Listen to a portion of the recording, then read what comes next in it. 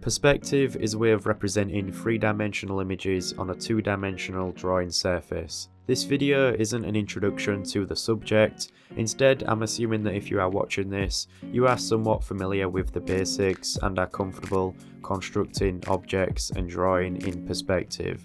So here I'm going to share with you some techniques that you can put to use when you are drawing in general. So I'm going to create a drawing which will allow me to demonstrate a lot of useful techniques. If you had watched the video where I showed you how to construct a perfect cube, you'll already be familiar with this setup. But I'm going to run through it and explain these different aspects involved whilst I construct a 2-point perspective grid. Let's start with the horizon line. This is our eye level. It is the height of the viewer's eyes when looking at an object.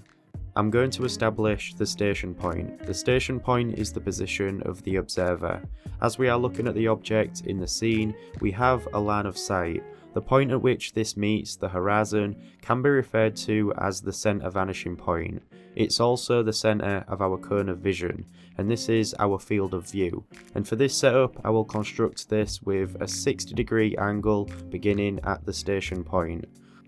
Also, be sure to do some independent research on these topics to learn how to apply them to your own drawings. Anything outside of the cone of vision will become distorted. Now, seeing as we are building a grid which begins with a square, we need to place our vanishing points at 90 degrees from the station point. For this grid, I'll put both of them at 45 degrees.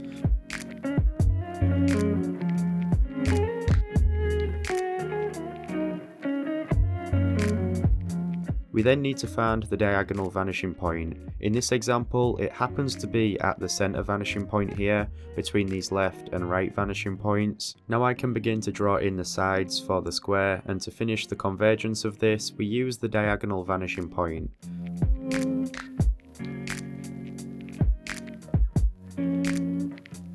We have now created a perfect square and can use some techniques to duplicate this and build a grid. I'll explain these duplication techniques in a second, but all we have to do is draw a line from the corner of the square through the center of the side until it reaches the lines converging towards the vanishing points.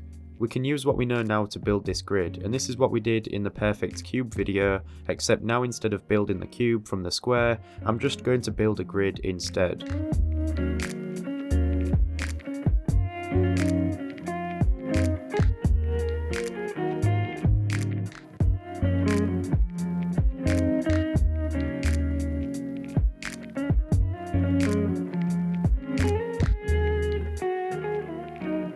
Finally, we have a 2-point perspective grid to work with, and we can start running through some useful techniques.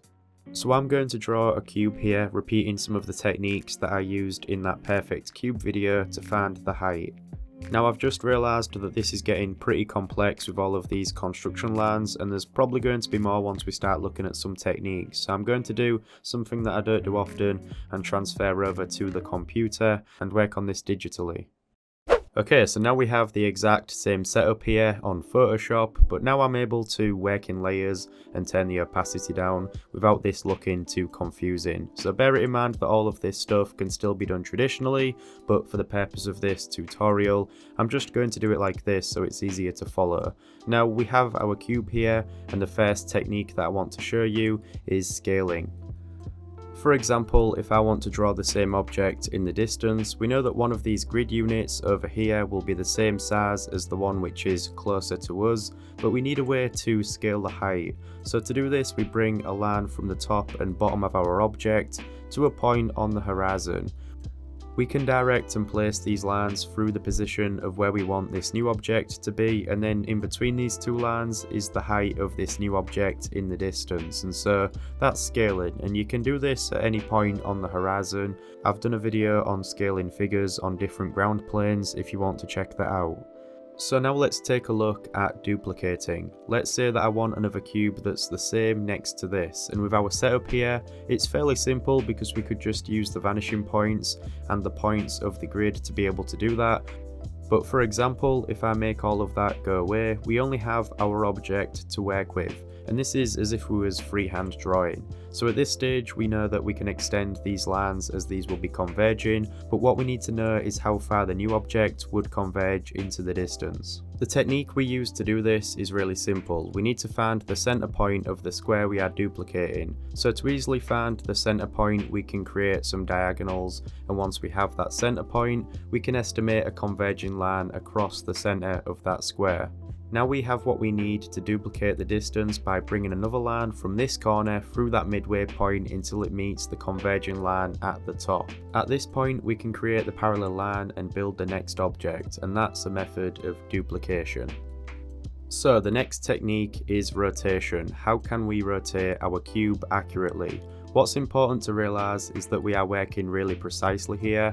We have used a grid and plan to draw these with 45-degree vanishing points, and so this way of rotating forms in perspective is also accurate, and it will allow you to plan a specific angle. I'll do a video covering more techniques that you can casually use when drawing freehand, but this is a method that I learned from Robertsons' How to Draw book. And it involves building another grid with the same sized units but on a different angle, and so before we get into that, let's take a look at something.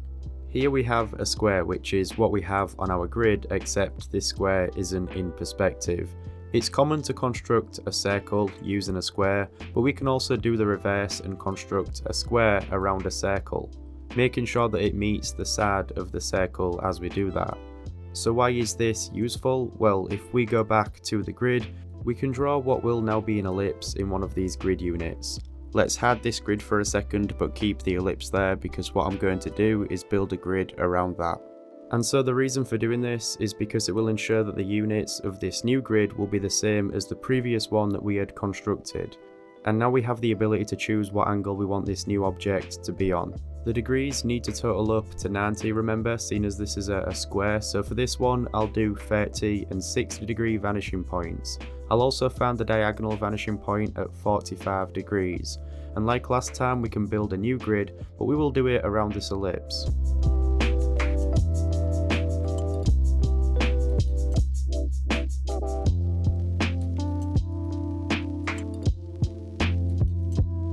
We don't have to build a full grid, just what is required, and now that this is done we can start to draw in another cube. Even though it's on a different angle, the cube's height is still the same, and so we can use the same scaling techniques.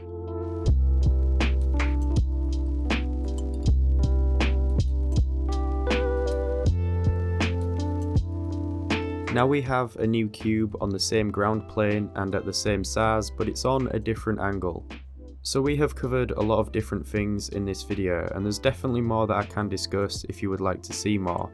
I'm also going to be creating study documents for these techniques, which are on-paper versions of these tutorial videos that I create, and they go over onto the Patreon page, so feel free to check that out if you're interested. I also put some real-time footage for my drawings over on that page, as well as other drawing related things, but that's pretty much everything for this video today. If you enjoyed it and would like to see more, then please give the video a like, subscribe with the notifications on to stay up to date, and that's pretty much everything. I hope you enjoyed this, and I hope you can apply some of these techniques to your drawings. Because we are demonstrating with cubes, it doesn't mean that you have to draw cubes. I mean, the cube is a basic form in itself that is a very essential part of drawing anything really, but that's another topic for another day. So thank you for watching. I'll see you in the next one.